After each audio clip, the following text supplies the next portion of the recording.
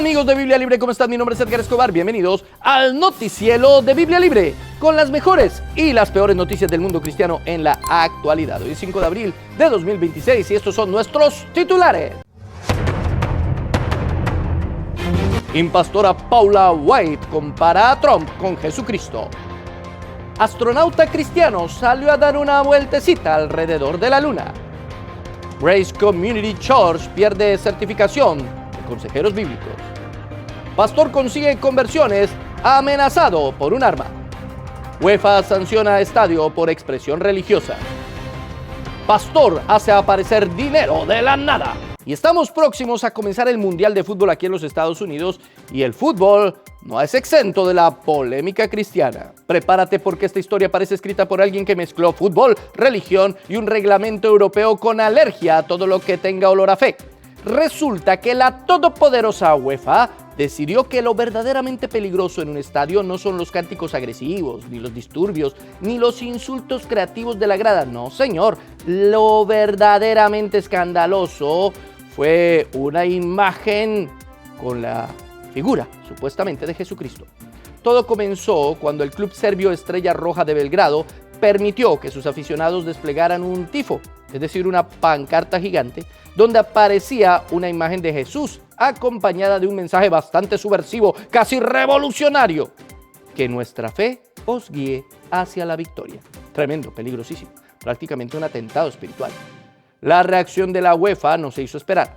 Multa de aproximadamente 95.500 euros, porque según ellos este tipo de contenido religioso es inapropiado para el fútbol y podría afectar la integridad del deporte. Es decir, aparentemente el fútbol puede sobrevivir a polémicas arbitrales, escándalos financieros y hasta jugadores fingiendo faltas con talento digno de Hollywood, pero no puede soportar una pancarta con Jesucristo. De esa cifra, unos 40.000 euros fueron específicamente por el delito de incluir el mensaje religioso. Pero claro, no dicen lo mismo cuando ellos mismos promocionan otras ideologías con banderitas multicolores. Imagínate el caos.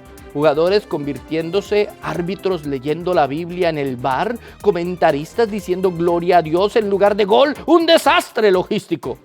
Muchos aficionados empezaron a preguntarse con toda razón: ¿dónde exactamente está la línea invisible? ¿Qué sí se puede mostrar y qué no? Una bandera nacional sí, pero una referencia a la fe no. Un mensaje social sí, pero uno religioso no. Una banderita de colores sí, pero la imagen de Jesús no. Como era de esperarse, la decisión encendió el debate en redes sociales y entre aficionados, donde muchos ven la sanción como incoherente y directamente absurda.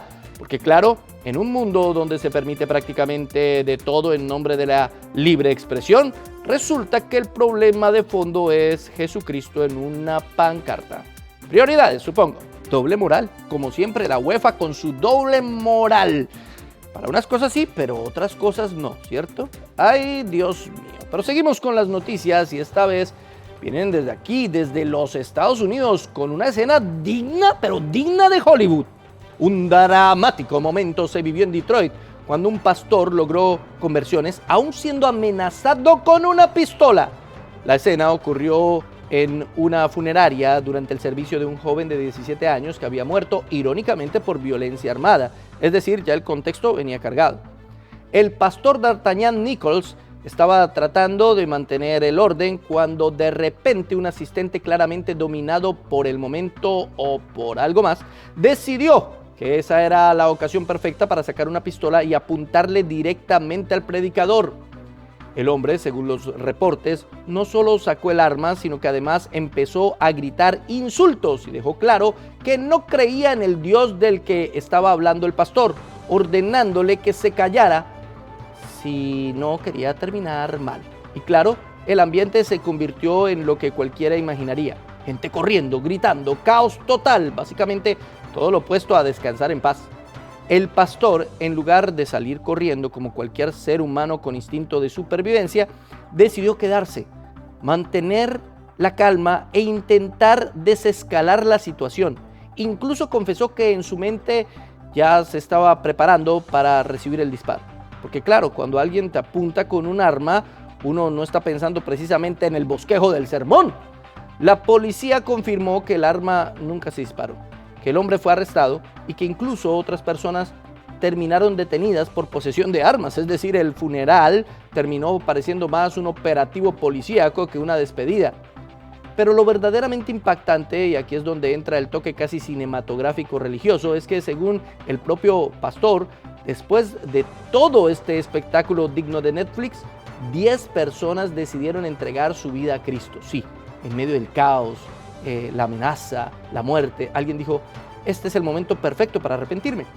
Dios se movió en medio del peligro, la fe venció al miedo y el funeral no solo despidió a un joven, sino que terminó siendo una especie de campaña evangelística improvisada con pistola incluida. ¡Tremendo! Yo no sé cómo hubiese reaccionado yo en ese caso, pero admiro al pastor. Aplausos para ese pastor, aplausos, pero sobre todo toda la gloria y honra para Jesucristo, que fue el que transmitió su mensaje en medio del caos. Vamos ahora con nuestro flash informativo.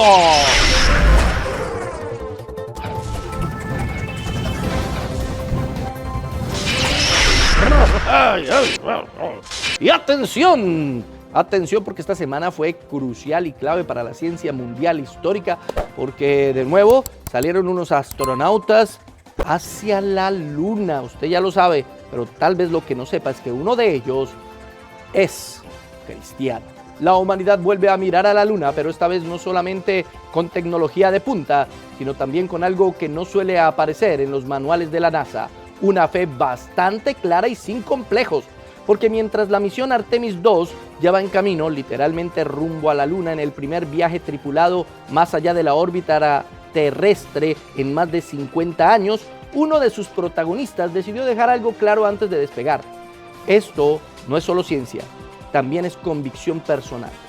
La misión despegó el 1 de abril de este año desde el Centro Espacial Kennedy, llevando a bordo a 4 astronautas, Reid Wiseman, Christina Koch, Jeremy Hansen y el piloto Victor Glover, quien no solo está haciendo historia por ser parte de este viaje histórico, sino también por la forma en que habla de su fe en medio de uno de los proyectos científicos más avanzados del planeta. Y es que mientras la nave Orión ya abandonó la órbita terrestre, se dirige hacia la Luna, algo que no ocurría desde 1972, Glover no dudó en expresar públicamente que está orando para que Dios bendiga la misión. Sí, en pleno siglo XXI, en medio de cálculos orbitales, sistemas de propulsión y maniobras de inyección translunar, alguien dice sin problema, oro por esto. Lejos de ser un comentario aislado, esto refleja algo más profundo en su vida. Glover es un cristiano practicante, miembro de una iglesia y maestro ocasional de escuela dominical, que afirma poner a Dios al frente de todo lo que hace. Incluso decidió llevar una Biblia consigo al espacio como parte de los objetos personales que acompañan a la tripulación en esa misión histórica. Y mientras tanto, el contexto no podría ser más impresionante. La misión Artemis II no busca aterrizar en la Luna, pero sí rodearla en un viaje de aproximadamente 10 días, probando sistemas clave para futuras misiones que sí planean llevar humanos de regreso a la superficie lunar. De hecho, los astronautas ya han comenzado a compartir sus primeras experiencias desde el espacio, describiendo detalles técnicos, ajustes de la nave y también momentos profundamente humanos, como contemplar la Tierra desde una perspectiva que pocos han tenido el privilegio de ver. En medio de todo esto, lo interesante no es solo que haya tecnología de última generación o que estemos ante un evento de exploración espacial, sino una misión que representa el máximo avance científico de la humanidad, acompañada por la sencilla pero contundente declaración de un astronauta que reconoce depende completamente del Señor.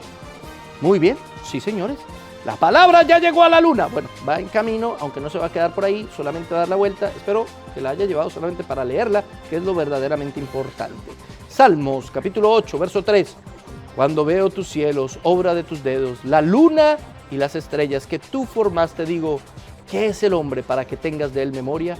¿Y el hijo del hombre para que lo visites? Qué oportunidad maravillosa, y muchos astronautas han llegado a Cristo al ver la majestuosidad de la creación de Dios. Se dan cuenta que definitivamente esto tuvo que haber sido planeado por alguien. Hay unos testimonios bien interesantes de eso. Sería bueno, tal vez si usted quiere un video sobre eso, coméntelo aquí, coméntelo si le interesa. Pero seguimos con las noticias y esta vez pues aterrizamos en la Tierra, literalmente en California. Y las noticias no son buenas para la iglesia del difunto pastor John MacArthur, Grace Community Church. La Asociación de Certificado de Consejeros Bíblicos, ACBC, una de las entidades más reconocidas en el ámbito de la consejería cristiana, decidió retirar oficialmente a Grace Community Church de su lista de centros de formación certificados. Esta decisión no fue arbitraria ni repentina. Llegó después de una serie de presiones, denuncias y solicitudes para reabrir investigaciones relacionadas con el manejo de casos sensibles dentro de la iglesia. En el centro del conflicto se encuentran denuncias graves. Una demanda presentada por una mujer identificada como Jane Doe, quien acusa a líderes de la iglesia de haber facilitado, o al menos no haber impedido, situaciones de abuso dentro del contexto matrimonial. Este tipo de acusaciones no solo cuestiona decisiones pastorales específicas, sino que pone bajo escrutinio todo un modelo de consejería que durante años ha sido promovido como bíblico, sólido y confiable. Pero la historia no termina ahí. Un ex anciano de la iglesia, Hon Cho, también jugó un papel clave al impulsar la revisión de estos casos. Según sus declaraciones, la decisión de retirar a la iglesia de la lista de centros certificados era algo que debió ocurrir hace tiempo, sugiriendo que existía una preocupación persistente sobre cómo se estaban manejando ciertas situaciones dentro del liderazgo pastoral.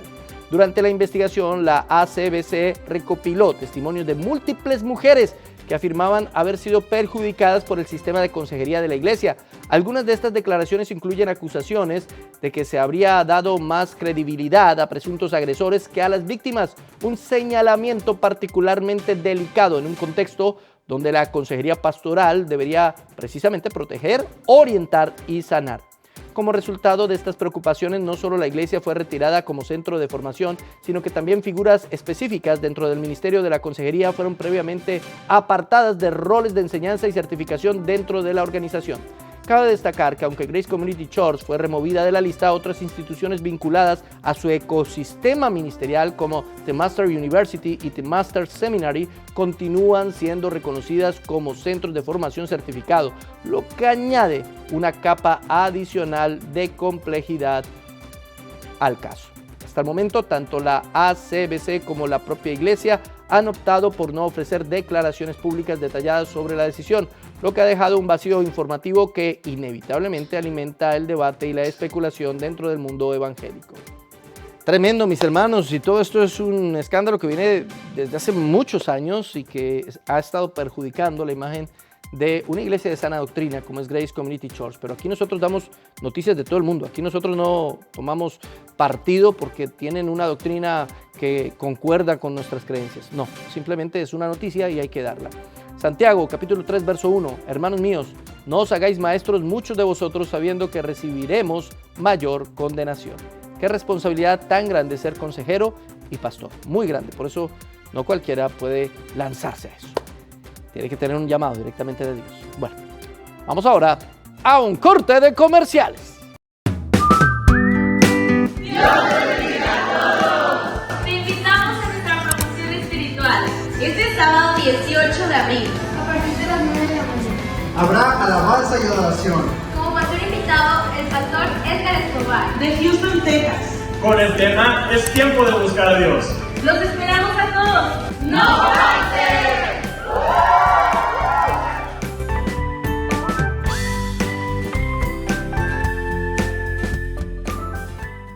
Y seguimos con las noticias y esta vez desde la Casa Blanca. En lo que parece sacado más de una parodia que de un evento oficial, esta semana la teleevangelista y asesora espiritual de la Casa Blanca, Paula White Cain, desató una tormenta internacional tras comparar sin ningún tipo de freno teológico al presidente Donald Trump con nada más y nada menos y nada más que Jesucristo. Todo ocurrió el pasado 1 de abril durante un evento privado de Pascua en la Casa Blanca. Lo que debía ser una reunión solemne terminó convirtiéndose en un espectáculo donde la línea entre devoción cristiana y propaganda política desapareció más rápido que el video oficial, que por cierto fue eliminado poco después de publicarse. En su intervención, White no se limitó a elogiar a Trump, lo cual ya sería habitual, sino que elevó el discurso a niveles teológicamente explosivos. Afirmó que si como Cristo fue traicionado, arrestado y perseguido, Trump habría vivido un patrón similar.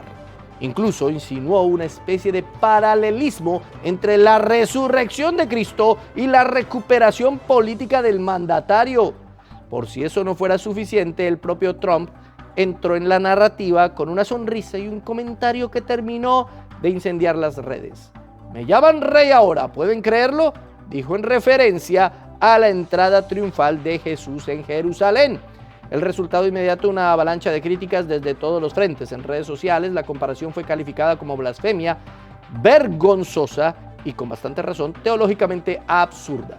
Pero lo más interesante no vino solo del mundo secular, sino del propio ámbito cristiano. Diversos pastores, teólogos y ministros comenzaron a reaccionar con incomodidad y en algunos casos con abierta indignación ante lo que consideran un uso peligroso del lenguaje cristológico. Y es que comparar a cualquier ser humano con Cristo no solo es una exageración retórica, es un error doctrinal serio. En otras palabras, lo que vimos esta semana no fue simplemente un comentario desafortunado, fue un recordatorio incómodo de cómo la fe puede ser instrumentalizada cuando se mezcla sin discernimiento con el poder. Más allá de si usted es o no es seguidor de Trump, nuestro análisis no es de eso, usted debe reconocer que comparar a nuestro Señor Jesucristo con cualquier persona en este mundo es un error. Él está por encima de todos nosotros, pero de lejos. La palabra dice, Colosenses capítulo 2, verso 9, porque en Él habita corporalmente toda la plenitud de la deidad. Y más cuando este tipo de comparaciones lo realiza una supuesta pastora, pues es algo bastante cuestionable y demuestra que esta señora de teología más bien con poco. Vamos ahora a nuestro rincón chiflado.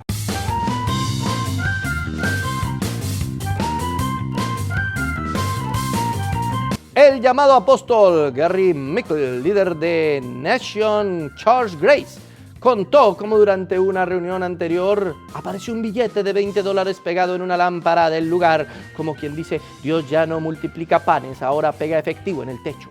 Pero la historia no se queda ahí, porque cuando uno pensaba que ya habíamos llegado al clímax del milagro financiero, alguien dentro del mismo evento señaló, ¡sorpresa! También apareció otro billete, esta vez de $1, pegado en una viga del techo. Y claro, la reacción fue la esperada. Emoción, asombro y probablemente más de uno mirando hacia arriba por si caía la siguiente bendición.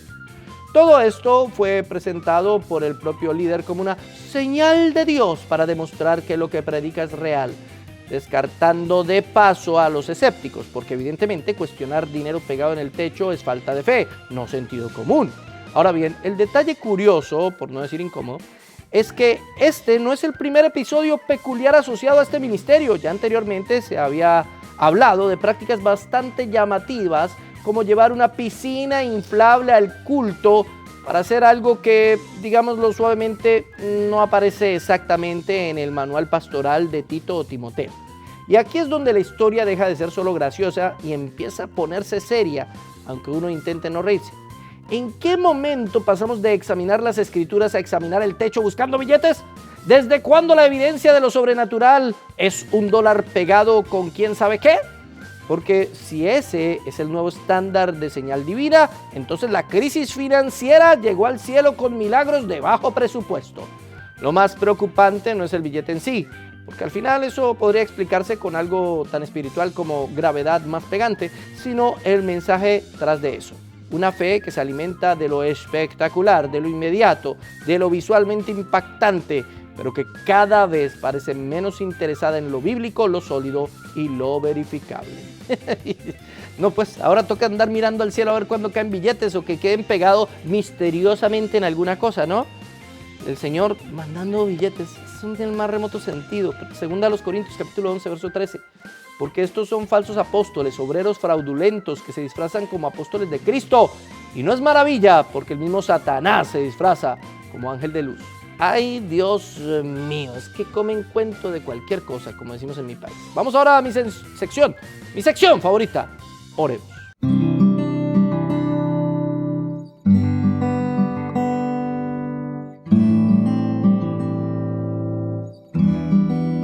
Oremos por los más de 20,000 cristianos perseguidos en Pakistán.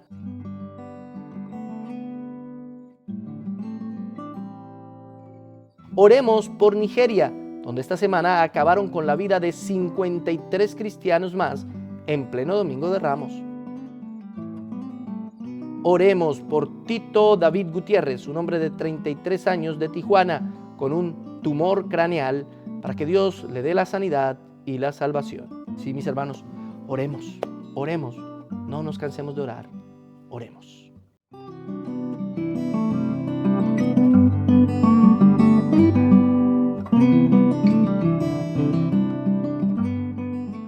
Y terminamos con el meme de la semana.